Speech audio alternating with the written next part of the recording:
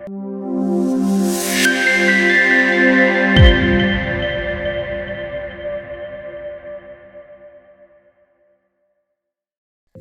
am Dr. Praveena Unna, consultant medical oncologist from Mahatma Gandhi Cancer Hospital, Visakhapatnam.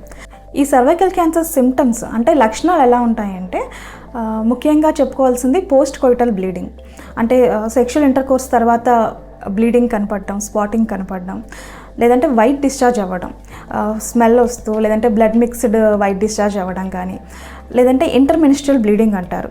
అంటే నెలకి 2 సార్లు menses అవ్వడం, అంటే రావాల్సిన టైం కంటే ముందు నెలసరి మధ్యలో బ్లీడింగ్ కనపడటం, అలాగే నడుము నొప్పి రావటం, ఇంకా అడ్వాన్స్ స్టేజెస్లో ఉన్న వాళ్ళకి యూరిన్ పాస్ చేయడంలో ప్రాబ్లమ్స్ రావడం, యూరిన్ పాస్ చేసినప్పుడు నొప్పి రావడం, మోషన్ వెళ్ళడంలో డిఫికల్టీస్ రావడం, ఇటువంటి లక్షణాలు ముఖ్యంగా గమనిస్తూ ఉంటాము.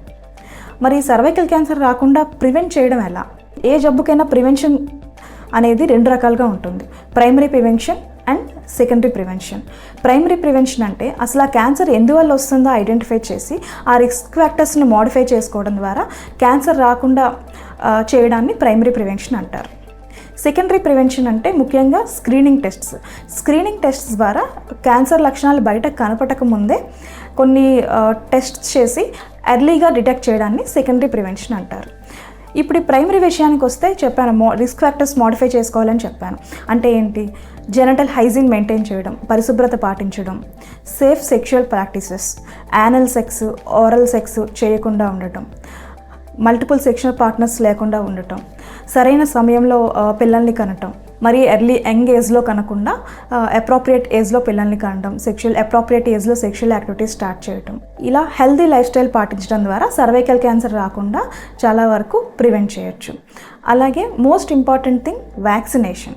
మీకు చెప్పాను సర్వైకల్ క్యాన్సర్ హెచ్పివి ఇన్ఫెక్షన్ వల్ల వస్తుందని. ఆ ఇన్ఫెక్షన్ రాకుండా మనం వ్యాక్సిన్ తీసుకుంటే చాలా వరకు సర్వైకల్ క్యాన్సర్ రాకుండా ప్రొటెక్ట్ చేయొచ్చు.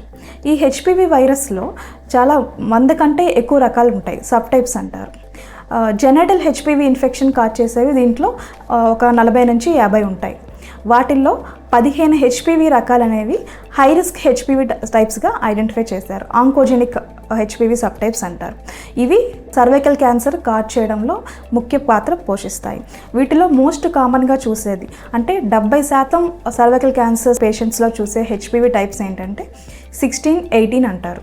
ఈ వ్యాక్సిన్ అనేవి ఏం చేస్తుందంటే ఈ హెచ్పివి ఇన్ఫెక్షన్ రాకుండా ప్రివెంట్ చేస్తుంది. సో మనకి 3 రకాల హెచ్పివి వ్యాక్సిన్స్ అందుబాటులో ఉన్నాయి.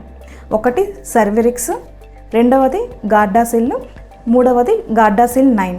సర్వెరిక్స్ అనేది హెచ్పివి 16, 18 అని చెప్పాను కదా, ఆ రెండింటిని టార్గెట్ చేస్తుంది. ఆ 2 వైరస్ ఇన్ఫెక్షన్స్ని రాకుండా ప్రివెంట్ చేస్తుంది. రెండవది గార్డాసిల్. ఈ గార్డాసిల్ అనేది ఈ 16, 18తో పాటు ఇంకో 2 హెచ్పివి రకాలు 6, 11 అనే హెచ్పివి రకాలు ఇన్ఫెక్షన్స్ కూడా రాకుండా చేస్తుంది. ఈ 6, 11 హెచ్పివి టైప్స్ ఏంటంటే వాట్స్ని కాజ్ చేస్తాయి, జెనటల్ వాట్స్ అంటారు. సో ఈ 4 రకాల వైరస్ ఇన్ఫెక్షన్స్ నుంచి ఈ గార్డాసిల్ అనేది ప్రొటెక్ట్ చేస్తుంది. మూడవది గార్డాసిల్ 9. ఈ 4 రకాలే కాకుండా ఇంకో 5 రకాల హెచ్పివి ఇన్ఫెక్షన్స్ రాకుండా ఈ గార్డాసిల్ 9 అనేది ప్రొటెక్ట్ చేస్తుంది. ఇండియాలో కామన్గా వాడేది గార్డాసిల్ వ్యాక్సిన్.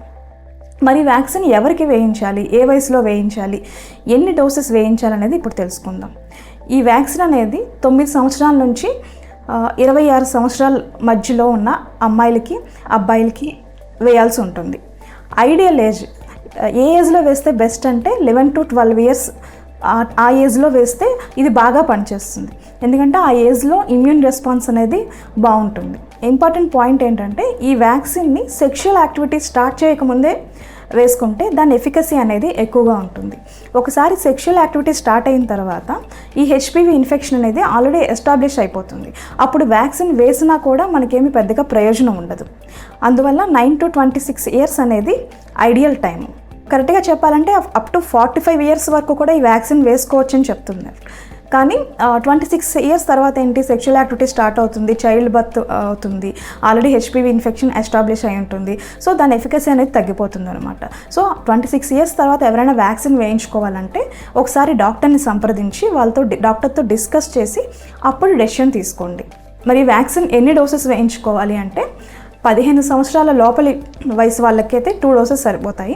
15 సంవత్సరాల వయసు దాటిన వాళ్ళకి 3 డోసెస్ వేయాల్సి ఉంటుంది. 2 డోసెస్ వేయాల్సిన వాళ్ళల్లో ఫస్ట్ డోస్ దాన్ని 0 డోస్ అంటాము. అది వేసిన తర్వాత 6 నెలలకి సెకండ్ డోస్ వేయాల్సి ఉంటుంది. అదే 3 డోసెస్ అవసరం పడిన వాళ్ళల్లో చెప్పాను కదా 15 సంవత్సరాలు దాటిన వాళ్ళల్లో 3 డోసెస్ అవసరం అవుతాయి. ఫస్ట్ డోస్ వేసిన 2 మంత్స్కి సెకండ్ డోస్ వేసిన తర్వాత మళ్ళీ మంత్ 6కి థర్డ్ డోసు వేయాల్సి ఉంటుంది. ఈ వ్యాక్సిన్ అనేది ఒక డోస్ కాస్ట్ ఇంచుమించుగా 3,000 రూపాయలు ఉంటుంది. దీనివల్ల ఎక్కువగా సైడ్ ఎఫెక్ట్స్ అయితే ఏమీ ఉండవు. ఇది మామూలుగా ఇంట్రామస్కులర్ వ్యాక్సిన్ వేసిన చోట కొంచెం ఇరిటేషన్ కానీ రెడ్నెస్ కానీ డెవలప్ అవ్వచ్చు. కొంతమందికి కొంచెం గిడ్డినెస్, తల తిరిగినట్టుగా ఆ విధంగా ఏమైనా అవ్వచ్చు. జస్ట్ వ్యాక్సిన్ వేసిన తర్వాత 15 to 20 minutes డాక్టర్ అబ్జర్వేషన్లో ఉండి తర్వాత వెళ్ళిపోవచ్చు. ఈ వ్యాక్సిన్ ఎఫికసీ అనేది more than 90% ఉంటుంది. సో మనం ఇన్ఫెక్షన్స్ ప్రివెంట్ చేయడానికే పిల్లలకి చాలా వ్యాక్సిన్స్ వేస్తున్నాము.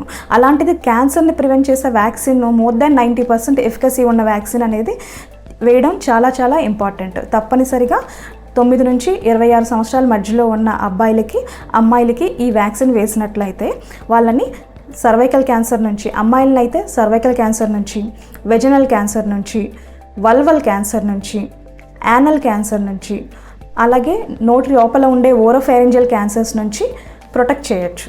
అదే అబ్బాయిలకైతే పెనైల్ క్యాన్సర్స్, పురుషాంగం క్యాన్సర్స్ నుంచి, anal cancers and oropharyngeal cancers నుంచి ప్రొటెక్ట్ చేయొచ్చు. అలాగే గార్డాసిల్ 9 తీసుకుంటే అండ్ గార్డాసిల్ 9 అండ్ గార్డాసిల్ వ్యాక్సిన్స్తో జెనటల్ వాట్స్ రాకుండా కూడా ప్రివెంట్ చేయొచ్చు.